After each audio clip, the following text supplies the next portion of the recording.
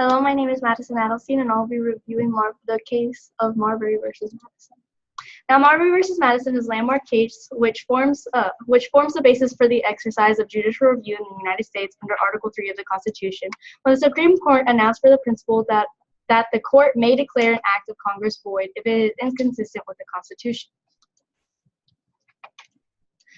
So, this case came to court when William Marbury had been appointed to be Justice of the Peace of the District of Columbia in the final hours of Adams' administration. When Thomas Jefferson, Secretary of State, James Madison, refused to deliver Marbury's commission, Marbury, joined by three other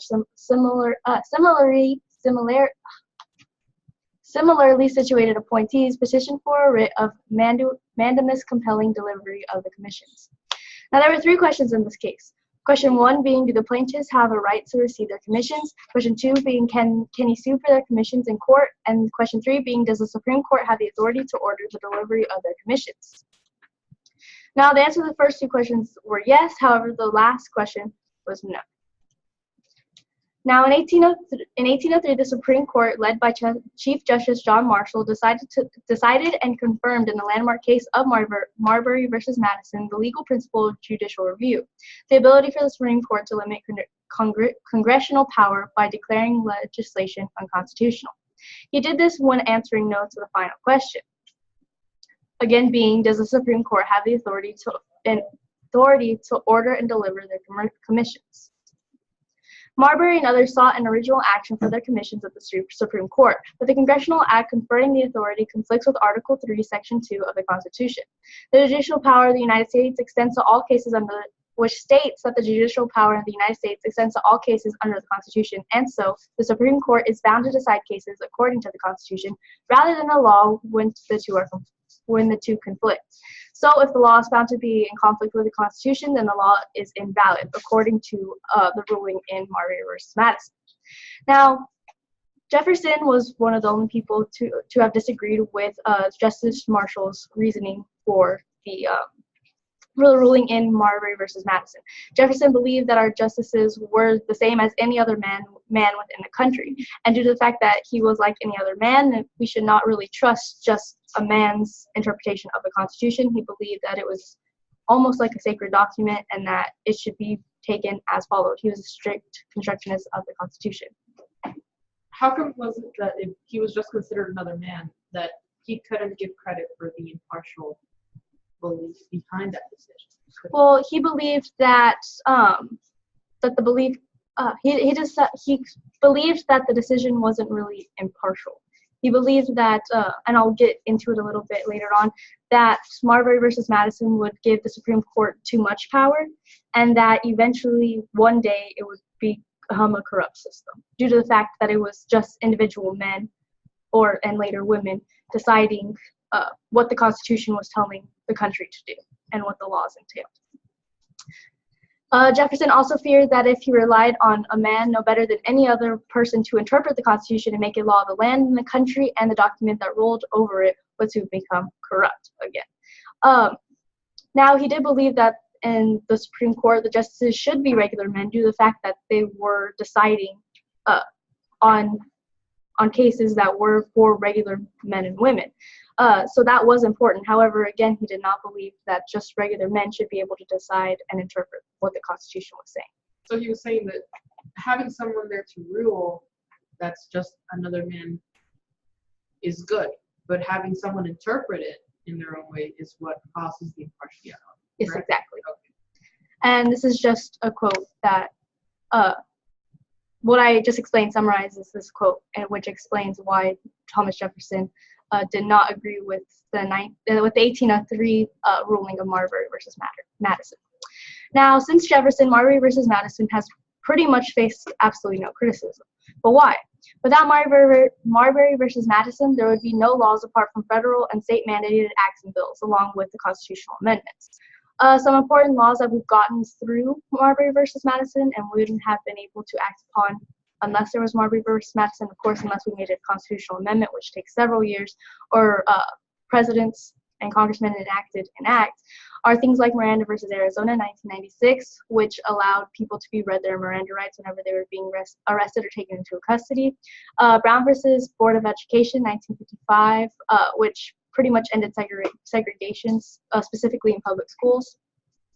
West Virginia State Board and Education versus Burnett, 1943, which allowed for students not to have to say the Pledge of Allegiance. Did you have questions? Yeah. So how is this a conspiracy? I mean, all of these decisions are landmark decisions, and they have been for a good reason. Would you agree? Well, I'm not really saying that this case is necessarily a conspiracy along with this. I'm not saying that we don't, that Marbury versus Madison is necessarily a bad thing. I'm just saying that Marbury versus Madison was enacted wrongly, which I will get later on about how it is or could be considered unconstitutional, and some of the underlying factors within Marbury versus Madison that nobody probably really saw until now. At Madison, wouldn't this case be a conspiracy because you've taken away the power that was supposed to be in the Constitution given to the Congress and given to the Supreme Court without benefit of amendment? Yes. But what I'm kind of saying is that it was sort of a necessary evil. All right. So we also got Loving versus Virginia, 1964, which invalidated the state laws from prohibiting interracial couples. Lawrence versus Texas, 2003, which struck down state laws that prohibited sodomy between consented adults. United States versus Windsor, 2013, which stated that the federal government is required to give marital benefits to same-sex married couples. And Gideon versus Wainwright, 1963, which stated that criminal defendants have the right to an attorney even if they cannot afford one. Now, all these court cases were found doing the right thing in regards to the Constitution. However, they only have legal standing within the United States due to our country's idea of judicial review, which was given to us from Marbury versus Madison. But is Marbury versus Madison even constitutional itself? Now, Marbury versus Madison created judicial review using Article 3 of the Constitution. However, nothing in Section 2, Article 3 of the Constitution directly mentions anything regarding judicial review. Now, a summary of Section 2, Article 3 is that the section describes the jurisdiction of federal courts. The jurisdiction is the power of a court to hear a case. So the section tells that what kinds of cases the Supreme Court and other federal courts will be able to hear. All cases that arise under the Constitution, meaning that they're going to answer a constitutional amendment. So how does this change the intention of the Constitution if it's just answering a constitutional amendment? Isn't it staying within the boundaries? Well, that's where we get into loose constructionism and strict constructionism of the Constitution, which I'm fixing to get into. But essentially what Marbury versus Madison is doing is allowing, so in Section 2, Article 3, it states that they have to hear cases under the Constitution, but it does not say that they get to specifically state if it is constitutional or not. It just says that they have to hear the case. All right. So again, as I just stated, that this stroke an argument about loose constructionism and strict constructionism of the Constitution. Now, loose constructionists believe that the Constitution needed a broad interpretation.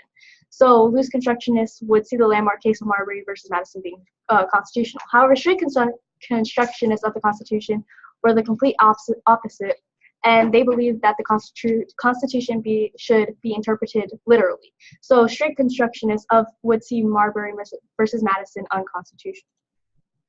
Now, the point of view of the loose constructionists and how they would see Marbury versus Madison as being constitutional. Now, since, again, under Section 2, Article 3, it states that the Supreme Court must try cases that arise from the Constitution, again, meaning that the constitutional amendment is at question, then it can be easily inferred that the Supreme Court's duty will be then to declare whether or not certain acts regarding the case is constitutional or not.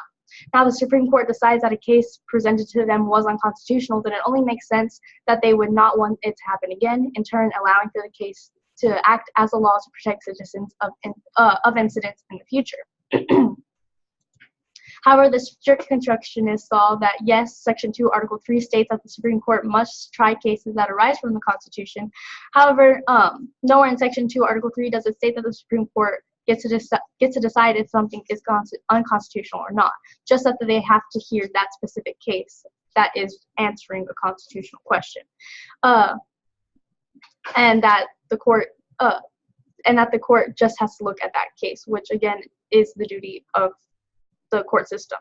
The Constitution, they also saw that the Constitution does not give the Supreme Court the ability to interpret the Constitution or the ability to make cases laws, which is exactly what Marbury versus Madison does. Now, there is a logical fallacy of circular logic in regards to Marbury versus Madison. Marbury versus Madison only works because Marbury versus Madison says that it does. And again, this is circular logic. One cannot say that democracy is good because it is democracy, because that's not a real argument. You're measuring by itself. And that's pretty much exactly what Marbury versus Madison does with judicial review. It's saying judicial review because the Supreme Court says that judicial review is allowed to exist. And again, judicial review is the Supreme Court deciding if something can exist. Now, if someone were to try to get Marbury versus Madison to be found unconstitutional or to just take out the case in general, there is a very big issue with this. Now, first, judicial review only exists because the Supreme Court says that it does. So how would one be able to get rid of judicial review? Well, first, someone would have to find a way to take the case to court. This means that they would have to bring up some constitutional amendment or some issue that would involve talking and bringing back up Marbury versus Madison. Now, once in the trial, the case would have to make its way to the Supreme Court, and once there, the Supreme Court would have to rule that Marbury versus Madison was unconstitutional. Now, this is not likely to happen due to the fact that the Supreme Court is likely to never get rid of its own power. Well, technically, Madison, if the court ruled it was unconstitutional, they would rule it under the ruling that they had the ability to do so, which wouldn't be right in the first place if that's what you believe, correct? Correct, and that's what I was fixing to go into.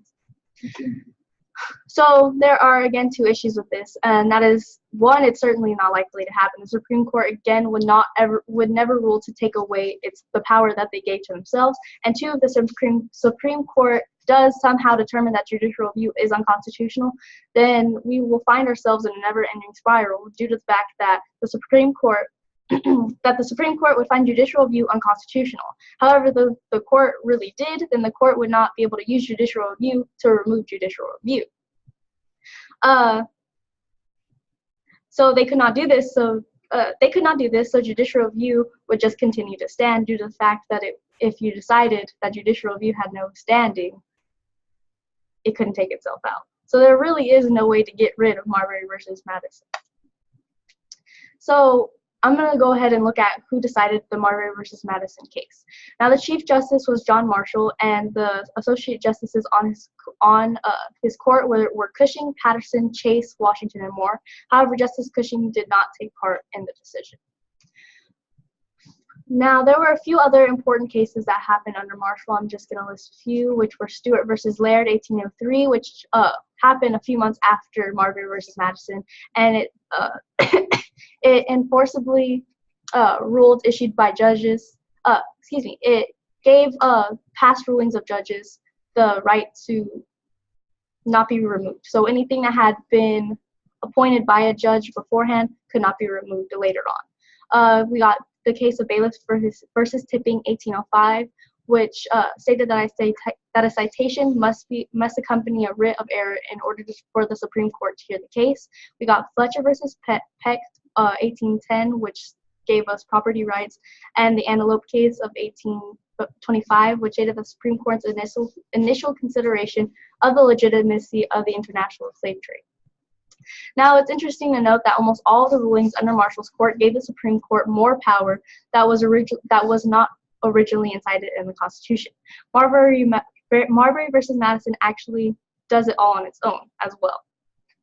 And essentially what I mean by this is that whenever you review all the cases that happened after Marbury versus Madison, especially under the Marshall's court, the majority of them answered questions regarding what justices could and could not do, and of course, most of the time, the Supreme Court would say that they were allowed to do certain things. Now, there are the three branches of government are the executive branch, which deals with the president, the legislative branch, which deals with the Senate and the House of Representatives, and the judicial branch, which deals with the Supreme Court and the lower courts. And all our lives, we have been taught that the three branches of government are equal, but are they actually? Nowhere in the Constitution does it state that all three branches of government are equal, which again can take us back to strict constructionists and loose constructionists of the Constitution. Some believe that it is implied, but if you're a strict constructionist, that wouldn't really have any standing. Now, the United States Constitution implies that the legislative branch is the most important, and this can be concluded due to the fact that this branch of government has the most written about it in the Constitution. The section about the Constitution thoroughly discusses what the House and the Senate can and cannot do, and it goes pretty in depth. However, with the judicial branch, that section actually has the least amount on it, and so it can be inferred that the judicial branch was supposed to have the least amount of power, especially since it didn't go as in depth and it didn't talk about what roles they had thoroughly. Marbury versus Madison effectively changed the Constitution when it gave the judicial branch powers that only the legislative branch and partially the executive branch was given. The landmark case gave the judicial review branch the ability to decide and put into place laws, a power that was only directly given to the House and the Senate, and at times the President within the Constitution. So is this case, excuse me. So is this case, landmark case, that the United States practically bases their entire society off of constitutional? Well, that's again sort of up for you to decide. There's no real answer. There's no right answer. It's all with one's own perspective of the case's decision and the interpretation of the Constitution. Could we have each big interpretation? That's kind of complicated. It kind of just goes back to how you would want to interpret it, and it's not really up for the people to interpret anymore. It's up for the Supreme Court to decide, which again was what Jefferson was worried about. All right, but